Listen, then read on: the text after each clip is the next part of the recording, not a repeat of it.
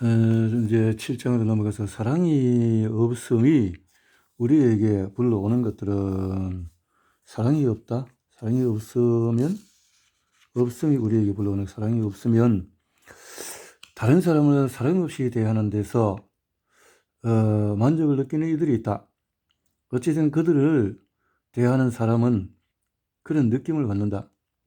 주로 힘을 행사할 수 있는 위치에 오른 이들이다.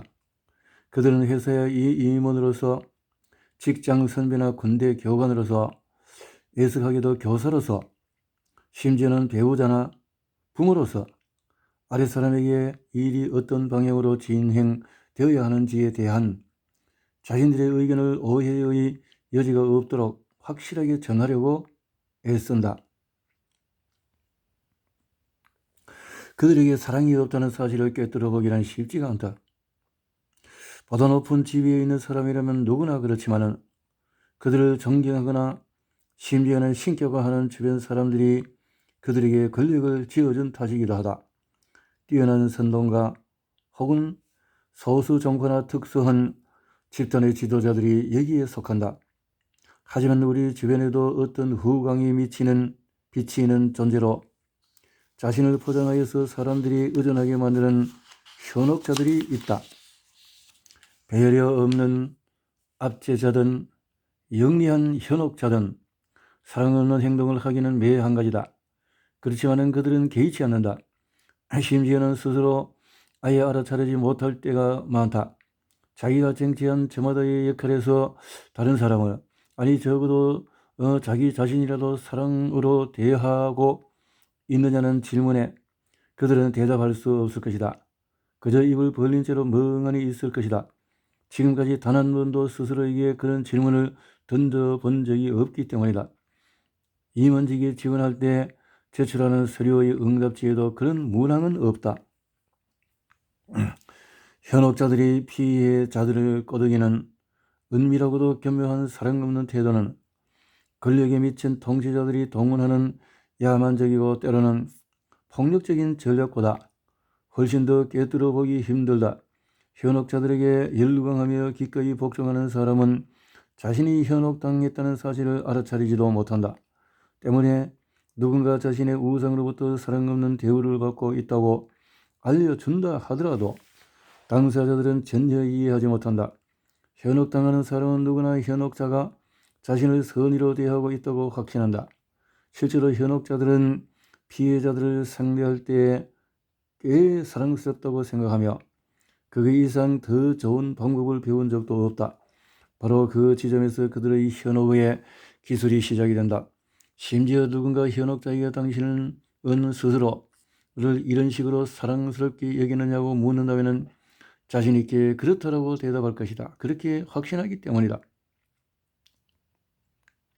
심장이 찢어진다는 말, 사랑 없는 대우를 받고 그것을 의식적으로 알아차리는 사람은 무작정 현혹당하는 사람과는 달리 자신에게 일어난 일을 자세히 설명할 수는 있다. 우리 모두는 살면서 한 번은 이런 경험을 한다. 그렇게 우리를 대하는 사람이 우리에게 소중할수록, 그와 단단히 연결되어 있다고 믿을수록, 그의 사랑에 의지할 만한 것이라고 굳게 믿을수록 그 경험은 더욱 고통스럽게 다가온다. 내가 사랑하는 사람이 나를 사랑하지 않을 수도 있다. 이렇게 생각해 본 적이 없다면 일어나리라 상상하지도 못했던 일이 현실이 되어서 닥쳤을 때 더 큰 고통을 느낀다. 내 기도와 전혀 어긋난 사건이 발생했을 때 내 전전도 옆 깊은 영역의 혼란이 확산된다. 이미 애착을 향한 기본 욕구 또한 심각하게 손상된 상태이기 때문에 그 혼란의 확산세는 더욱 격렬해진다. 따라서 신체에 나타나는 현상을 조절하는 두뇌의 모든 영역이 잇따라 혼란에 휩싸이게 된다. 그때부터 실조 상태가 몸으로도 느껴진다. 심장이 빨리 뛰고 무릎이 후들거리고 숨이 막히고 온몸에 경련이 일어난다. 그 사람을 여전히 저항으로 공격할 수는 없다. 도망갈 수도 없다. 그러면 그 사람을 완전히 잃게 될지도 모르니까 결국 의리 빠져서 가만히 있을 수밖에 없다. 완전한 무기력에 잠긴다. 교감신경과 부교감신경 간의 균형이 완전히 무너진다. 그로 인해서 발생한 신체 이상 중에서 가장 크게 느껴지는 것은 심장의 이상이다. 가급적 빨리 해결책을 찾지 못하면 신체적으로도 엄청난 손상을 입게 될 것이다. 그래서 우리는 사랑했던 사람으로부터 사랑 없는 태도를 경험하는 순간에 심장이 찢어진다고 표현한다. 연륜이 있는 심장 전문이라면 이런 고통을 호소하는 환자가 찾아오면 일단은 혈관 폐색이나 심기능에 이상이 있는지를 살펴보고 별 이상이 없으면 상담사에게로 보낸다.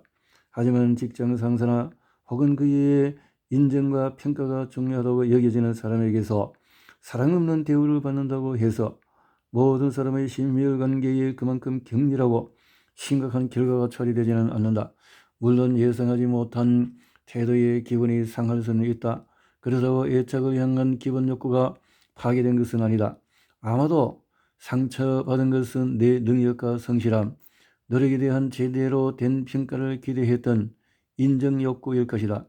그렇지만 그 상처도 아프고 내 머릿속을 뒤죽박죽 만들며 전신의 그 여파가 느껴질 것이다. 만약에 내가 그러한 실조 상태를 안정시킬 해결책을 찾지 못한다면 내 몸은 그 상태에 적응할 것이다. 그러면 의사는 내 신체 기관 어디에 기능 이상이 생겼다고 진단하면서도 직장 상사의 사랑 없는 태도가 나를 병들게 했으리라고는 상상조차 하지 못할 것이다. 어떤 사람들은 애착과 자율성에 관한 기본 욕구가 너무 강한 나머지 꼭 배우자나 직장 상사가 아니라도 이웃이나 가게 주인, 미용사나 의사가 사랑 없이 대하기만 해도 심한 상처를 받곤 한다. 그런 사람일수록 모두가 오로지 자신의 안전과 유익을 따지면서 타인을 기대와 계획, 지시와 평가, 조치와 명령의 대상으로 대하는 이 세상에서 살아가기 힘들다. 만약에 내가 사람들이 서로를 대할 때 느껴지는 사랑이 없는 태도에 기운을 민감하게 느끼고 내면 깊은 곳에서 서로를 그리고 나를 사랑으로 대해줄 사람을 기다리고 기대하고 있다면 사랑 없는 대우를 받을 때마다 내 머릿속에 불균형이 확산될 것이다. 그리고 조만간 그 때문에 아프게 될 것이다. 아주 많은 사람이 이미 아이 때부터 혹은 청소년 때부터 사랑 없는 대우를 받는 경험을 되풀이한다. 그들이 그로 인해서 상처에 매우 예민해지고 심지어 누군가 자신을 사랑 없이 대한다는 암시 안에서도 신경을 곤두세우게 되는 것은 당연한 일이다. 그런 사람에게도 문제가 생긴다. 극도로 예민한 촉수 때문에 그들은 자신이 사랑 없는 대우를 받을지 모른다는 상상만으로도 힘들다. 남들의 표정이나 행동 방식이 자기 눈에 사랑이 없는 것처럼 보이기만 해도 말 그대로 밤잠을 설친다. 다른 사람이 자신을 무시하거나 비판했다는 추측 혹은 자기 앞에서 잘난 척하는 상상만 해도 실제 사랑 없는 대우를 받을 때와 마찬가지로 내 속의 균형이 깨진다. 이렇게 가민해진 사람은 어린 시절 사랑 없는 대우를 받아 생긴 문제에 대한 장기적이고 효과적인 해결책을 찾아 일관성을 회복하지 못하면 병들고 만다. 친밀감에 대한 거부. 대부분의 사람이 타인을 기대와 계획의 대상으로 삼는 것이 당연하다고 여기는 세상에는 사랑 없음이 만연하다. 내부적으로든 외부적으로든 집이든 학교든 직장이든 사람이 함께 모여 살고 배우며 일하고 여가를 즐기는 곳이라면 어디서든지 공동체의 다른 구성원을 자신의 기대와 계획, 지시와 평가, 조치와 명령의 대상으로 만들어버리는 사람이 있다. 다른 사람을, 다른 생명체 모두를 대상으로 여기는 태도에는 사랑이 깃들지 않는다. 그리고 그런 대우를 받는 사람은 상처를 입는다. 그들이 왜 그런 행동을 하는지 궁금할 것이다. 답은 아주 간단하다. 다른 사람이 어떻게 되든지 신경 쓰지 않기 때문이다. 남이 어찌 되든지 그들에게는 아무런 상관이 없다. 그들은 타인과 연결되기 원하는 욕구를 매우 효율적으로 아주 오랫동안 억눌러왔고 그래서 이미 오래전부터 연기를 향한 욕구를 느끼지 못하게 되었다. 물론 태생부터 그랬던 것은 아니다. 그들에게도 다른 사람과 함께하는 무언가에서 기쁨을 얻고 타인과의 공존에서 충만함과 행복감을 느꼈던 어린 시절이 있다. 적어도 삶의 초반에는 그들도 자신만의 능력을 하나씩 발견해 장난치듯이 이런저런 시도를 해본 적이 있다. 그때 그들은 자신들이 보호자와 얼마나 친밀하게 연결되어 있는지 잘은 몰랐어도 매일 피부로 느낄 수 있었다. 당시의 보호자로부터 전에 받은 모든 능력과 지식은 아직까지 그들 안에 남아있다.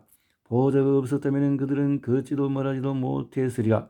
가르치고 시범을 보여줄 누군가가 있었기에 어린아이는 그것을 따라 배울 수가 있었다. 당연히 당시의 아이는 보호자와의 관계를 유지하기 위해서라면 무엇이든지 감수할 준비가 되어 있었을 것이다. 앞서 말한 적이 있는 병들게 하는 적응 과정을 고스란히 밟아가는 것이다. 이런 아이들 중에서 대부분이 늦어도 서너 살쯤에는 자기가 사랑하는 사람으로부터 기대와 계획, 평가와 훈계의 대상이 되는 경험을 하게 된다. 아이들은 다른 사람이 세워놓은 양육 방향을 관철시킬 대상이 된다. 이 고통스러운 경험이 뇌의 불균형을 유발하면 아이들은 나름의 살 길을 찾아서 극복한다. 이 시기에 아이들이 가장 쉽게 선택할 수 있는 해결책이란 별다른 것이 없다. 무언가 그들 안에서 고통이 느껴질 때마다 늘 하던 대로 애착과 친밀감, 또 소속을 향한 태생적인 욕구를 가능한 효과적으로 오랫동안 억누르는 것이다. 처음에는 매우 힘들었지만 차츰 능숙해진다. 친밀함을 향한 욕구를 생성하는 뇌의 영역마다 그것을 억제하는 신경세포 회로가 형성된 덕분이다. 어떤 아이는 더 잘하고 또 어떤 아이는 서투를 수 있다. 하지만 이 시기 아이들은 자기 머릿속에 생기는 불균형을 정리하여 일관성을 회복하는 해결책으로는 그 방법이 유일하다. 아이들에게 다른 해결책은 없다. 인생에서 무엇이 중요한지, 그래서 아이를 어떻게 키워야 하는지를 두고 부모가 구상한 바를 아이들이 바꿀 수는 없기 때문이다. 아이들은 더 이상 있는 그대로 받아 사랑받고 있다고 느끼지 못한다. 대신 그들의 부모가 원하고 때로는 강요하는 대로 생각하고 반응하고 행동해야만 한다고 느낀다. 타인의 강요나 기대대로 행동해본 경험이 있는 아이들은 또한 또래 친구나 형제자매, 심지어는 자기 부모를 대할 때 그 경험을 적용해보자고 시도한다. 개중에 특별히 영리한 몇몇은 그런 방식이 얼마나 효과적인지 금세 알아차린다. 이러한 전략을 수행해서 성공한 경험이 쌓일수록 그들의 뇌에는 자신의 이익을 실현하기 위해서 타인을 이용하고자 할 때에는 굳이 친밀감을 느끼지 않는 편이 낫다는 판단이 확고하게 뿌리를 내린다. 그러므로 타인을 사랑 없이 대하는 태도는 어른들의 사랑 없음에 너무 많은 상처를 받으면서도 피할 재간이 없었던 어린이와 청소년들이 찾은 가슴 아픈 해결책이라고 할 수가 있다. 이제 당신들, 어른들, 특히 권력자나 지도자들 사이에 점점 더 널리 퍼지고 있는 사랑 없음의 방식을 잘 이해하게 되었을 것이다.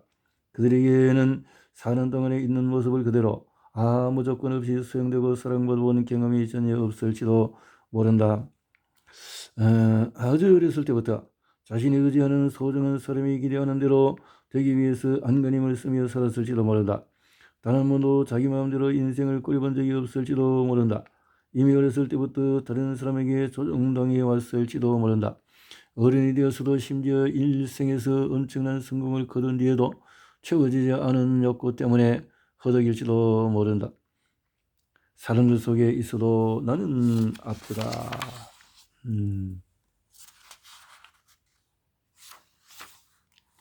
이렇게